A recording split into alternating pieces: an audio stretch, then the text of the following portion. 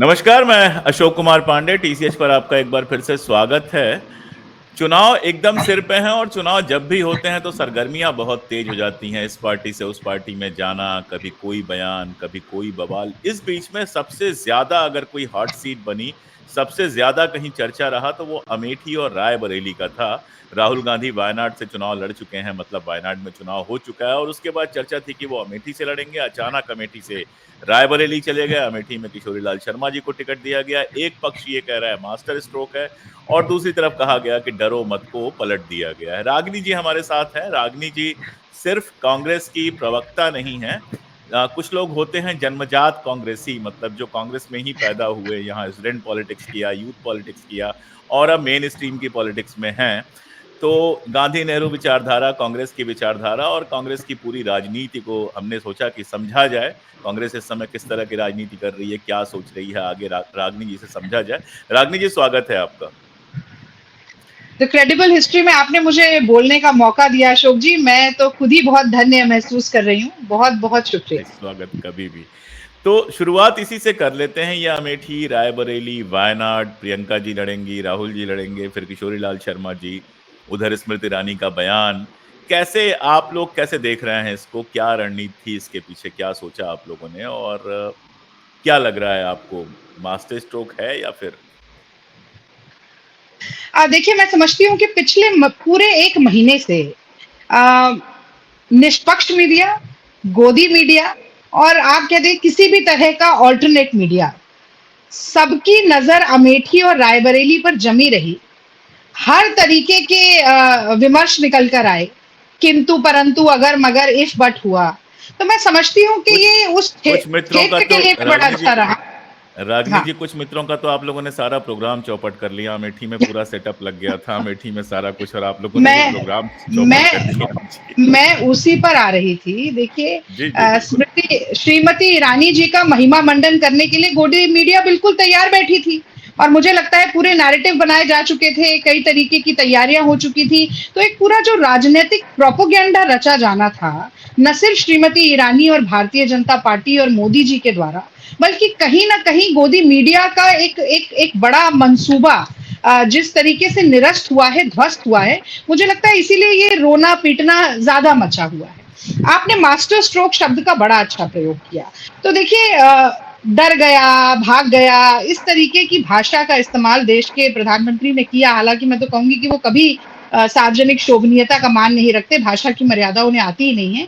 लेकिन उनका स्तर दिन ब दिन और नीचे गिरता जा रहा है क्योंकि हार महसूस हो रही है। तो ये डर गया, भाग गया। मुझे लगता है कि सबसे पहला सवाल पूछा जाना चाहिए नरेंद्र मोदी जी से, क्योंकि इस देश में अब एकमात्र नेता जो कि उत्तर भारत और दक्षिण भारत दोनों का प्रतिनिधित्व कर रहे हैं वो राहुल गांधी। तो नरेंद्र मोदी जी से ये जरूर पूछा जाना चाहिए कि विंध्याचल से नीचे दक्षिण भारत की ओर कदम बढ़ाते ही उनकी टांगे क्यों कांपने लगती हैं? भाई, अगर मास रेपिस्ट प्रज्वल रेवन्ना के लिए कर्नाटक में खड़े होकर वोट मांग सकते हैं, तो केरल से, तेलंगाना से, आंध्र से, तमिलनाडु से, मैं तो कहूंगी कर्नाटक से भी चुनाव लड़ने की हिम्मत क्यों नहीं जुटा सकते? तो कौन डरा हुआ है? मुझे लगता है इसकी समीक्षा जरा बारीकी से करना जरूरी। इसी तरह से उनकी पार्टी से भी पूछना चाहिए अशोक जी कि ये नया कश्मीर का नारा देकर 370 हटाने के बाद एक एक नया सवेरा और अच्छे दिन कश्मीर में आएंगे, ये बिना लड़े आ जाएंगे क्या? पूरी की पूरी भारतीय जनता पार्टी दुम दबाकर भाग खड़ी हुई है। चाहे श्रीनगर की बात कर लें, अनंतनाग की बात कर लें, बारामूला राजौरी की बात कर लें, एक लोकसभा सीट से चुनाव नहीं लड़ रही और दूसरों पर फप्तियां कस रहे हैं। तो मैं तो कहूंगी दूसरों पर अगर तबसरा कीजिए, सामने आईना रख लिया कीजिए। तो असल में अगर कोई डरपोक पार्टी है तो वो भारतीय जनता पार्टी है और कोई डरपोक नेता है तो वो नरेंद्र मोदी है। राहुल गांधी जी तो लगातार कह रहे हैं अन्याय के खिलाफ, अत्याचार के खिलाफ, शोषण और सत्ता के दुरुपयोग के खिलाफ डरो मत। और मैं समझती हूँ कि जो, क्योंकि आपने गांधी नेहरू की विचारधारा की बात की, एक बार हमने मंच साझा किया था जवाहर भवन में, आपको याद होगा। तब भी मैंने ये बिल्कुल। बात कही कि अभय का सबसे पहला पाठ निलहों के खिलाफ गांधी जी ने सिखाया। तब उन्होंने ये कहा था कि निर्भय बनो, डरो मत। और मुझे लगता है कि आज वही, जिस तरह से हम देखते हैं सीबीआई, ईडी, जांच एजेंसियां, इलेक्शन कमीशन हर संवैधानिक संस्था का दुरुपयोग किया जा रहा है, हर संवैधानिक अधिकार का क्षरण हो रहा है। तो ऐसे में ये डरो मत का नारा लिए राहुल गांधी अंगद की तरह पैर जमाकर खड़े हैं और भारतीय जनता पार्टी इधर-उधर भाग रही है। और इसीलिए कल आपने अमेठी में वो खबर भी देखी होगी कि जब बिल्ली असल में जब खिसियानी हो जाती है तो खंबा नोचने लगती है। तो श्रीमती ईरानी जी और उनकी जो टीम है उसका वही हाल है। इसीलिए अब गुंडे छोड़कर हमारे कांग्रेस के दफ्तर पर हमला हो रहा है, अमेठी में गाड़ियां तोड़ी जा रही हैं। तो समझ आ रहा है कि ऊंट किस करवट बैठ रहा है। अब राहुल गांधी तो नहीं डरे, राहुल गांधी लड़ रहे हैं, लगातार लड़ रहे हैं, लेकिन राहुल गांधी के बहुत सारे सिपाही ऐसा लगता है डर के या किसी और वजह से आपकी पार्टी छोड़ के जा रहे हैं। मीडिया डिपार्टमेंट से 2 लोग, गौरव वल्लभ गए, उसके बाद राधिका खेड़ा जी गई। इधर दिल्ली में कांग्रेस के जो चीफ थे लवली साहब, वो पार्टी छोड़ के चले गए, उनके साथ राजकुमार चौहान गए और भी 2-3 लोग, नसीब सिंह और पूर्व विधायक लोग गए। ये लगातार पार्टी छोड़ने का जो आपके यहाँ से मामला है, 2 बातें हैं। एक बात तो ठीक है, जो छोड़ के गया उसकी अपनी प्रॉब्लम्स रही होंगी, दूसरा कुछ कहीं पार्टी सेटअप में भी तो कुछ ऐसी प्रॉब्लम नहीं है, क्योंकि ये भी बात अक्सर की जाती है कि लोगों से बात नहीं हो पाती है, लीडरशिप बात नहीं करती है। ये बार-बार क्यों देखने को मिल रहा है कि चुनाव के पहले इतने सारे लोग पार्टियां छोड़ के जा रहे हैं? और इनमें से अशोक कोई जी, ऐसा नहीं है जो चुनाव लड़के जीत सके। देखिए एक बात, जो जो भी व्यक्ति दल छोड़कर गया है, मुझे लगता है एक जो कॉमन फैक्टर है वो ये है कि पार्टी में जब तक रहते हैं, जब तक पद मिलते रहते हैं, जब तक टिकट मिलती रहती है, जब अच्छा, तक मान सम्मान रहता है। एक सवाल जोड़ देता हूँ। हाँ, आप, मुझे हाँ, पता है कि शुद्ध आस्तिक हैं। मैं ट्विटर पे से आपको जानता हूँ, व्यक्तिगत तौर पे जानता हूँ, तो आप शुद्ध आस्तिक हैं। अपना पूजा पाठ और बाकी सारी चीजें आप और अशोक जी कभी छुपाते नहीं हैं, मंदिर जाते हैं, पूजा करते हैं, सब कुछ करते हैं। तो ये जो बार-बार कहा जा रहा है राम मंदिर, मेरे आपकी प्लानिंग में भी होगा राम मंदिर जाना ज़रूर। तो ये जो कहा जा रहा है कि राम मंदिर गए, लौट के आए, इसलिए निकाल दिया गया या खराब व्यवहार किया गया, या राम मंदिर का जो पूरा मामला, इससे हर आदमी जोड़ रहा है, इसलिए मैं पूछ रहा हूँ इस सवाल को, क्योंकि एक आदमी कहता चलो समझ में आता, हर आदमी जोड़ रहा है। इसको जोड़ लीजिए और आप प्लीज अपनी बात कंटिन्यू मैं करिए। दोनों सवालों का जवाब देती हूँ। तो देखिए, जो एक कॉमन फैक्टर है, जो भी व्यक्ति दल छोड़कर गए, वो ये है कि जब तक पार्टी में पद मिलता रहा, टिकट मिलती रही, पूछ होती रही, मान सम्मान रहा, पार्टी सत्ता में रही, तब तक कोई समस्या नहीं थी। तब ये कभी नहीं कहा गया कि भाई हम नेतृत्व से मिल नहीं सकते, हमें समय नहीं मिल रहा है। तब ये भी नहीं कहा गया कि पार्टी में सब कुछ ठीक नहीं है, संगठन ठीक से काम नहीं कर रहा है। जब परीक्षा की घड़ी आई, मैं समझती हूँ कि सबसे बड़ा जो एक लिटमस टेस्ट है वैचारिक प्रतिबद्धता का, वो तब आता है जब आप विपक्ष में होते हैं। जब आपके पास सत्ता की छड़ी नहीं होती कि आपने घुमाया और काम हो गया। जब आपको धीरे धीरे धीरे संगठन की परत और मजबूत करते जानी पड़ती है, और बहुत से समय, बहुत लंबे समय हो सकता है बिना पद के भी रहना पड़े। ऐसे समय में जो लोग पार्टी को माँ कह रहे थे जब सत्ता में थे, वो अचानक से पीठ में माँ के छुरा घोंप के चले जाते हैं। मैं तो एक बहुत ही साधारण सी संज्ञा देती हूँ और समझाने की कोशिश करती हूँ कि जब हमारे घर के बुजुर्गवार जो है, हमारे माता पिता हो, दादा दादी बीमार पड़ जाते हैं, तो हम क्या करते हैं, उन्हें घर से निकाल कर फेंक देते हैं। या मान लीजिए वो कमजोर हो जाते हैं, किसी कोई तकलीफ हो जाती है, तो हम क्या करते हैं, हम उनकी सेवा करते हैं, हृष्ट पुष्ट बनाने की कोशिश करते हैं। तो यहाँ जो माँ की पीठ में छुरा घोंप के जा रहा है, उसके बारे में मैं क्या बात करूं। आपने कहा कुछ प्रवक्ता चले गए, मेरे साथी थे, मेरे सहयोगी थे, पर देखिए उनको क्या क्या नहीं मिला। गौरव वल्लभ जी ने 2 अलग अलग प्रांत से टिकट मांगी, अलग प्रदेश थे, दोनों बार उन्हें लड़ाया गया। हार जीत चलिए छोड़ देते हैं, लेकिन जो मांगा वो मिला। रोहन गुप्ता की बात करें तो पूरा सबसे आजकल तो, जैसा कि आप भी ये बात जान ही रहे हैं, सोशल मीडिया तो अब मेन स्ट्रीम मीडिया से भी ज्यादा महत्वपूर्ण होता जा रहा है। पूरा सोशल मीडिया कांग्रेस पार्टी का उन्होंने चलाया, जबकि जब वो बन रहे थे तब कई और नाम भी चल रहे थे, किसी को मौका नहीं मिला। राधिका खेड़ा जी को भी जनकपुरी से टिकट मिली, बार बार छत्तीसगढ़ में उनको प्रभारी बनाया गया मीडिया का। और जहां तक प्रभु राम की बात है, तो देखिए 2 बातें हैं। एक तो ये कहा जाता है मन चंगा तो कठौती में गंगा। मन से अगर आपका भाव है तो प्रभु आपको कहीं भी मिल जाएंगे। और दूसरा ये कहा, जो प्रभु श्री राम खुद ही कहते हैं रामचरितमानस में, कि निर्मल मन जन सो मोहि पावा, मोहि कपट छल छिद्र न भावा। तो आप कांग्रेस छोड़ के किसके पास जा रहे हैं, जो आज सबसे बड़ा कपटी नजर आ रहा है, सबसे बड़ा झूठा, सबसे बड़ा जुमलेबाज।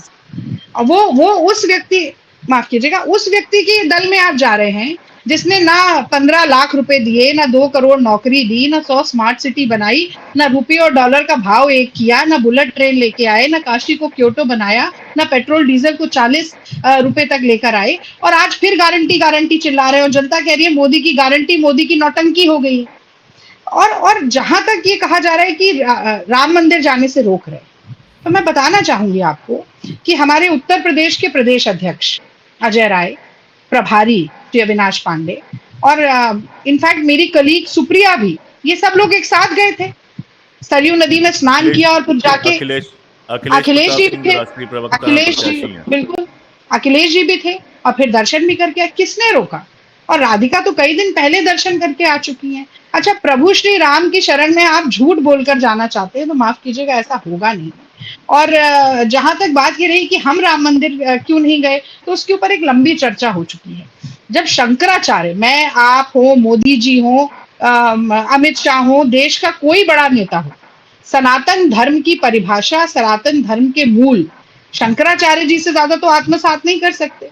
जब उन्होंने कहा कि निर्माणाधीन मंदिर में प्राण प्रतिष्ठा नहीं हो सकती, तो आप चुनावी फायदे के लिए, मुझे लगता है, सनातन धर्म और प्रभु श्री राम को चुनावी दलदल में उतारकर मैला करेंगे, तो सबसे बड़ा नुकसान धर्म का और कोई नहीं कर रहा है। गांधी जी ने बड़ी अच्छी बात कही थी कि धर्म व्यक्ति की निजी आस्था का मामला है, इसीलिए धर्म को जब राजनीति की ढाल बनाया जाता है, तो ये मान लीजिए कि उपलब्धियों के नाम पर गिनाने के लिए केवल नील बटा सन्नाटा है, शून्य है, सिफर है। कांग्रेस के ऊपर एक बात लगातार कही जा रही है, और कम से कम दिल्ली में ये बात कही जा रही है कि धीरे धीरे कांग्रेस दक्षिण की पार्टी बनते जा रही है, साउथ ओरिएंटेड पार्टी बनती जा रही है। नॉर्थ में नेतृत्व नहीं है, नॉर्थ में ताकत नहीं है, दोनों चीजें नहीं है। पहली बात तो ये कि क्या ऐसा हो रहा है, और अगर ऐसा हो रहा है तो इसका क्या असर होगा? अशोक जी, ऐसा बिल्कुल भी नहीं है।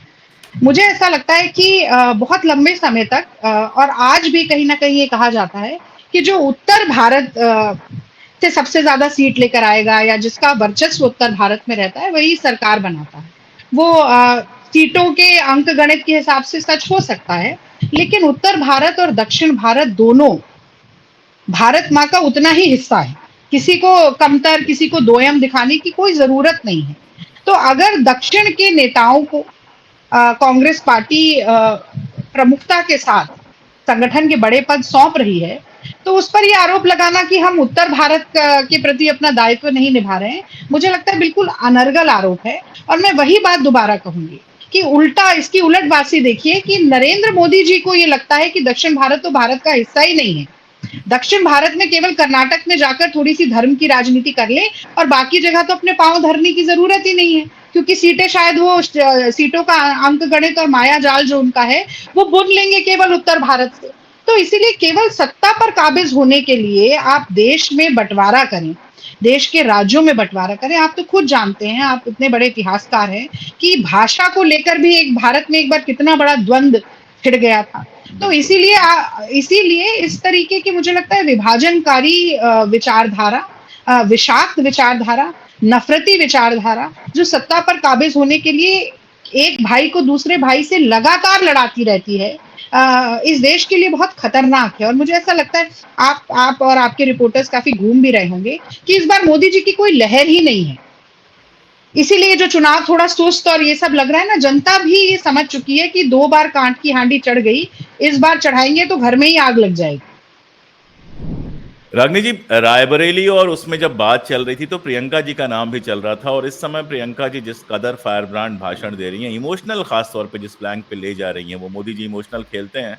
और मुझे नहीं लगता कि विपक्ष में एक लेवल पर डिम्पल जी, क्योंकि उत्तर प्रदेश में डिम्पल जी ने बहुत इमोशनल मुद्दे उठाए, लेकिन उन एक सीमित क्षेत्र में वो प्रचार कर रही हैं। देश भर में प्रियंका जी जिस तरह से इमोशनल फ्लैंक पे प्रचार कर रही हैं, उनकी एक फॉलोइंग बनी है। पिछले यूपी चुनाव में भी जबरदस्त उन्होंने यूपी में दौरे किए थे, भीड़ बहुत आई थी। ये अलग बात है कि सीटें नहीं आ पाई, उसके बहुत सारे कारण थे।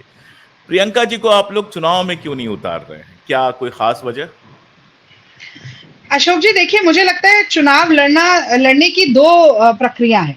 एक तो ये कि आप एक सीट से चुनाव लड़ें, वहां के प्रत्याशी बने, और बाकी जो प्रत्याशी हैं उन्हें हराकर उस लोकसभा क्षेत्र में सबसे ज्यादा वोट लेकर आए। और दूसरा ये है कि आप एक बड़ी लड़ाई लड़ें, आप देश के कोने कोने तक जाकर एक नफरती विषाक्त विचारधारा की सच्चाई जनता के सामने उजागर करें। और जैसा कि मैंने कहा कि नैरेटिव को बदलें, किस तरह से जनता के दैनंदिन जीवन को सुधारने वाले मुद्दे जरूरी हैं, वो बताएं। अभी कल परसों के ही भाषण में प्रियंका जी ने बड़ी अच्छी बात कही। उन्होंने कहा कि नरेंद्र मोदी जी का चेहरा देखा है आप लोगों ने, हमेशा साफ रहता है, एक बाल इधर का इधर नहीं होता, कुर्ता चकाचक दिन में 4 बार बदला जाता है, धूल का एक कण नजर नहीं आता। तो वो एक आपने कहावत सुनी होगी, और चमकने लगा है चेहरा उनका बहुत। जैसे फेयर एंड लवली के तो 7 शेड बताए जाते हैं, मोदी जी तो गोरे हो गए हैं, आपने देखा होगा 14 शेड गोरे हो गए मोदी जी। वो इतना पसीना मलते हैं चेहरे पे कि ज्यादा ही चमकने लग गया है। तो आप देखिए कि वो एक कहावत भी है कि जाके पैर ना फटी बिवाई, ऊका जाने पीर पर आई। तो अब ऐसा व्यक्ति जो कि 1.5-2 लाख का चश्मा पहनता है, 10 लाख का सूट पहनता है, 8,500 करोड़ के हवाई जहाज में उड़ता है, और कितने ही करोड़ की गाड़ियों में घूमता है, वो व्यक्ति तुम आप खेती मजदूरी के बारे में, महंगाई के बारे में, गैस सिलेंडर के बारे में सोचता होगा क्या? तो मुझे लगता है प्रियंका गांधी एक बड़ी लड़ाई लड़ रही है, देश से इस विषाक्त विचारधारा को बाहर करने की लड़ाई लड़ रही है, और ये मैं तो उनका त्याग समझती हूँ। वो तो देश की किसी भी सीट से लड़ सकती थी, रायबरेली अमेठी क्यों, कहीं से भी लड़ सकती थी और जीत भी जाती। लेकिन उन्होंने अपने कंधे पर एक बहुत बड़ी जिम्मेदारी इस बार ली है, और मैं समझती हूँ इसके लिए उनकी प्रशंसा होनी चाहिए।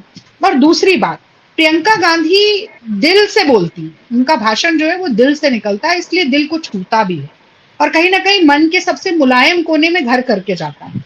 तो जैसे मोदी जी इमोशनल वार करते हैं, पर प्रियंका गांधी संवेदना के स्तर पर लोगों से जुड़कर उन्हें समझाती हैं, और मैं समझती हूँ कि इस वक्त की सबसे पावरफुल ओरेटर वो हैं।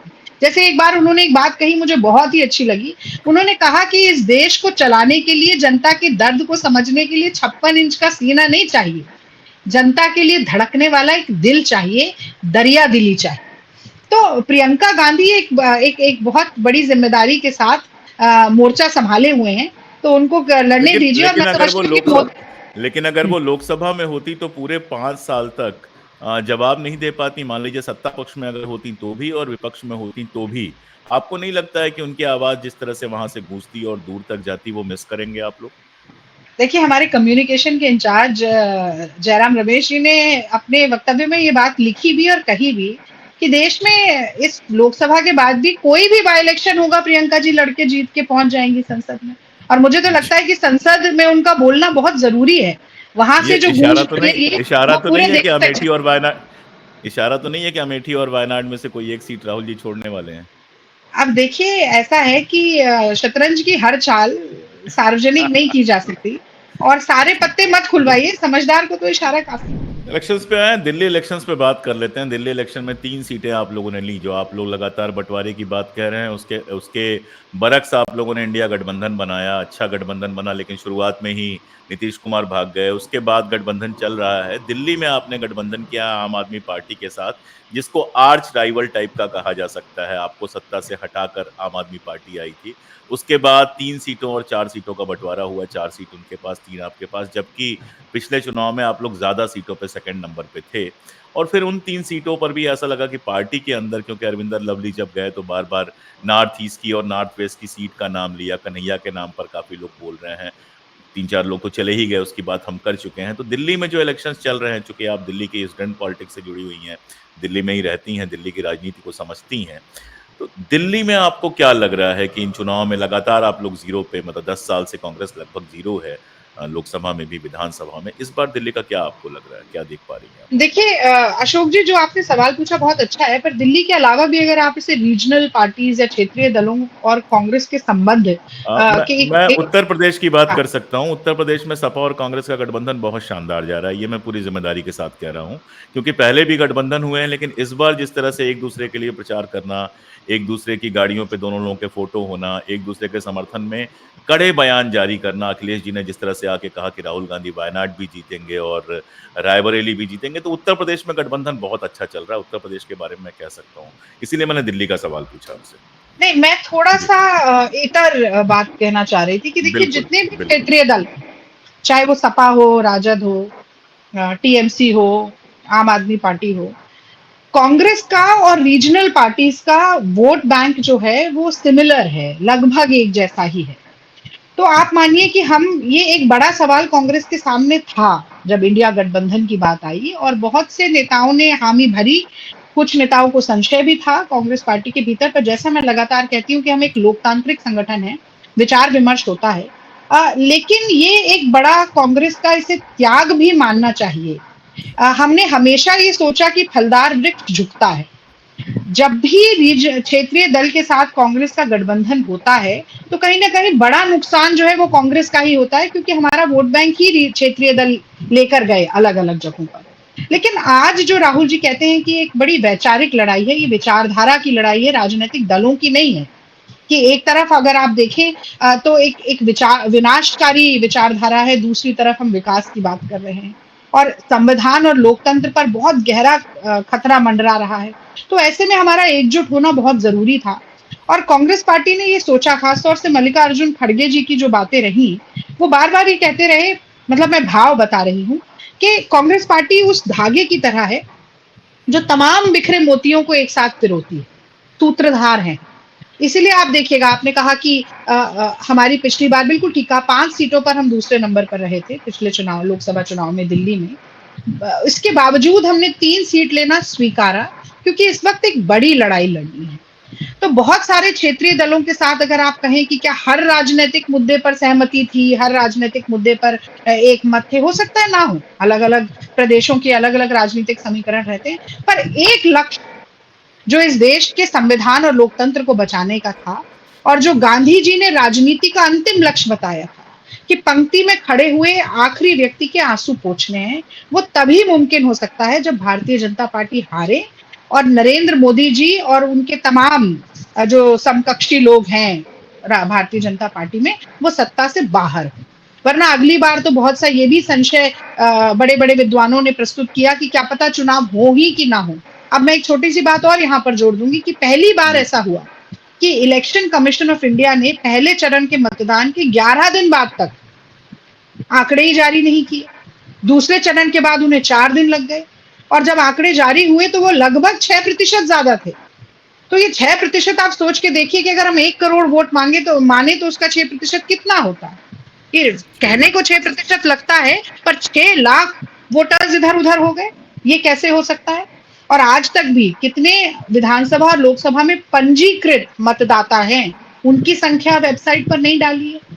और 8 मतों के लिए किस तरीके से चंडीगढ़ में ये हेरा फेरी हुई, ये सब देख रहे हैं। तो ये संस्थाएं बची हैं क्या, या इस चुनाव के बाद बचेंगी, ये एक बड़ा सवाल कांग्रेस के सामने था।